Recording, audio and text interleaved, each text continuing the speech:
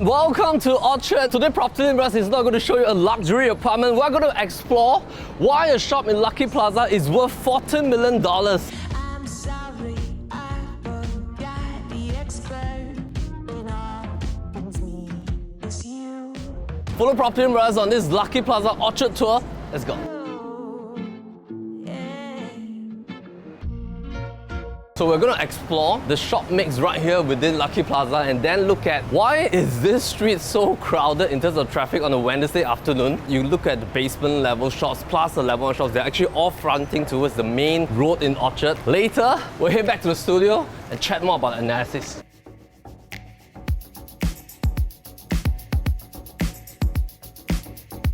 Alright, so we're back in the studio and now we want to decipher on this particular retail shop for sale right now in Lucky Plaza. In terms of having $14.8 million, we want to decipher if Lucky Plaza is worth it. One of the key reasons why in the year 2022, you have been seeing that commercial property seems to have recovered. One of the possible key reasoning is that the ABSD that was recently implemented during December 2021. And of course, one of the key rationales for commercial properties is that firstly, it does not attract seller's stamp duty, meaning that the moment you buy today, tomorrow you're allowed to sell. Second thing is that there's also no buyer stamp duty that's being implemented on a higher tier, meaning that all commercial properties are still calculated back on the old 3% minus $5,400 calculation method. The third one is, of course, there's no additional buyer stamp duty, which draws international audience because anybody in the world can buy commercial properties that are pure commercial status in Singapore. Anytime that you want to look for pure commercial properties, look at the Orchard Masterplan to ensure that it's a dark blue colored zoning. On top of having shop houses that has already outperformed the market for the past 3 years, this segment right now in terms of pure commercial retail malls might be one of the segments that will see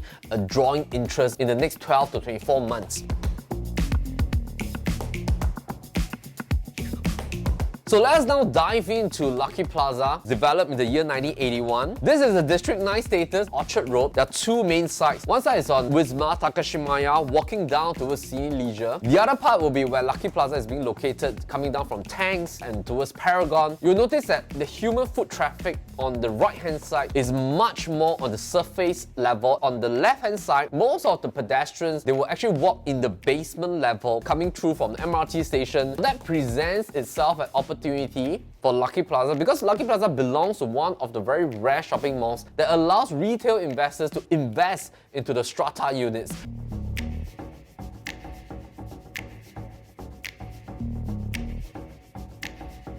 In the past 20 years, there's almost no new buildings that is up for sale. Somehow, this kind of strata malls has achieved a status of a type of audience. For example, if you're thinking of electronic products, you will naturally think of Sim Lim Square. Similarly, for Lucky Plaza, in the past 10 years, it has developed into an enclave for foreign audience. It is not easy for this kind of status to be achieved. So if you look at Lucky Plaza, it is one of the rare D9 strata malls for sale. Center Point, Orchard Plaza, Concord Hotel Shopping Mall, Singapore Shopping Centre, Carpage Plaza, all this bears the D9 address. But if I were to break them down into Freehold and 99 years, this will be the segregation. And of course, for the 999 region, you also have Far East Shopping Centre, which is as good as Freehold. So this analysis is particularly suitable if you're thinking of a Freehold status kind of retail commercial mall to invest into.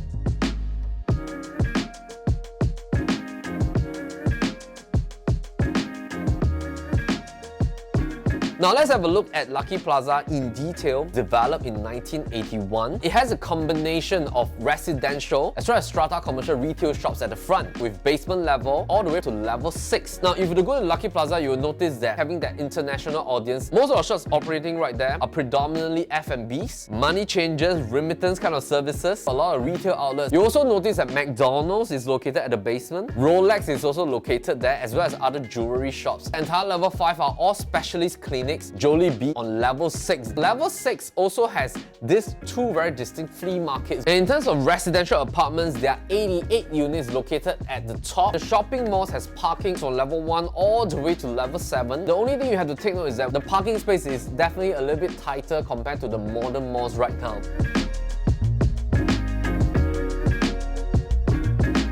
If you want to invest in strata shops, you need to observe the human traffic on every different levels in order to determine whether it has longevity and it has a low vacancy period in terms of its rental performance, because every month that's vacant is eating into your rental yield, and that has to do with the positioning as well as which level is located on. If we talk about malls that are very successful, you will notice that most of the time they will place a supermarket either on the basement level or the top level. They will also then reorientate the food court to spread the human traffic across the entire mall. The escalator position is also extremely important. Does the escalators nudge you to walk through most of the shop fronts across different levels as you travel up the escalator? So when we look at Lucky Plaza, there are 4 main escalators and there are 4 main passenger lifts. The main escalator is at the main atrium level, and that is where this particular shop is being located at level 1, which is the most crowded zoning compared to the rest of the levels. Level 1 is where the entrance level is. It's also where the information counter is located. Any shops that is facing inwards towards the atrium, that is the place to catch most of the human traffic. So when we look at this particular shop, it is directly facing inwards towards the atrium. It's also located right beside the main escalator. So based on our observation, beautiful in terms of locale, and that's the reason why this particular shop, 688 square feet, asking price right now at 14.8 mil. Current rental is going at $22,000 per month. And that is one of the very important things to look at, not just as a store of value, but also as a very consistent rental play while you wait for its value to appreciate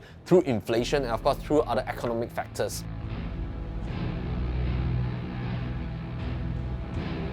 Next thing to take note is that when you purchase a commercial property, firstly, you can qualify up to 70 to 80% in terms of the loan to value ratio when you take a mortgage from the bank. And of course, the natural strategy when an investor invests in property is to leverage. This leveraging power is very different from residential properties in the sense that a commercial property is clean cut. You can set up an entity to hold a property, qualifying up to about 70%. If you buy it for own use, you can qualify up to 80%, sometimes even up to 90% if you are operating company with a very good balance sheet and cash flow. But most importantly is that you can also register to be a GST registered entity to claim back GST if this particular owner right now is a GST registered entity. This creates a lot more flexibility when investing in a commercial property.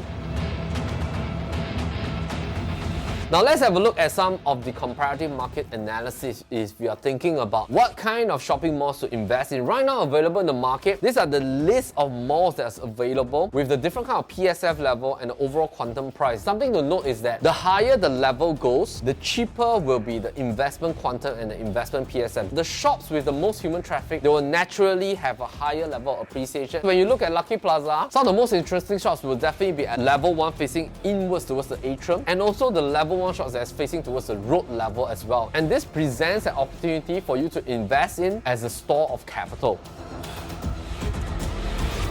Now let's move on to the third part, is to look at what can we buy if let's say you are hunting for a store of value with at least around the $15 million kind of bandwidth mark. We have listed down private residential luxury condominiums that is available right now in terms of its per square foot level as well as the TOP dates. And naturally, residential properties, if you are looking from an investment point of view, something to put into your calculation is to look at whether the 30% ABSD, especially if you're a foreign investor, makes sense in your overall quantum play. We'll leave that discussion up to you to see whether you want to go into residential or commercial for this season of your investment portfolio.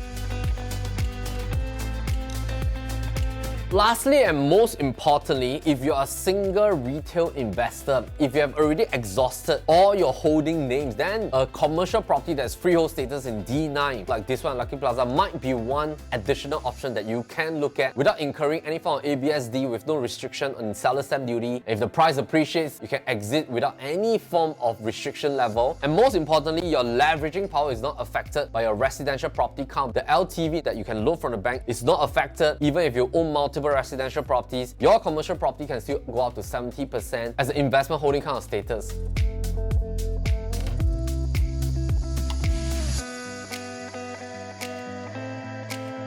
We have come to the end of this analysis for Lucky Plaza commercial property as a form of investment. If you're keen to know more or you're keen to go down on site to have a look at this place with our listing managers, just give a call to our listing managers. The numbers right down below. And once again, mine is Melvin Lim, PropertyLimBrothers. As always, happy to show the place, and meantime, take care.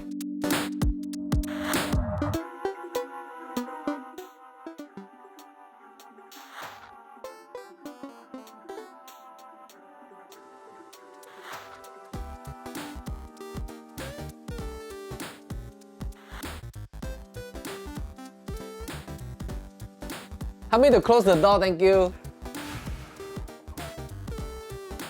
Finishing soon. Give me 15 minutes. Okay, Okay, I start already,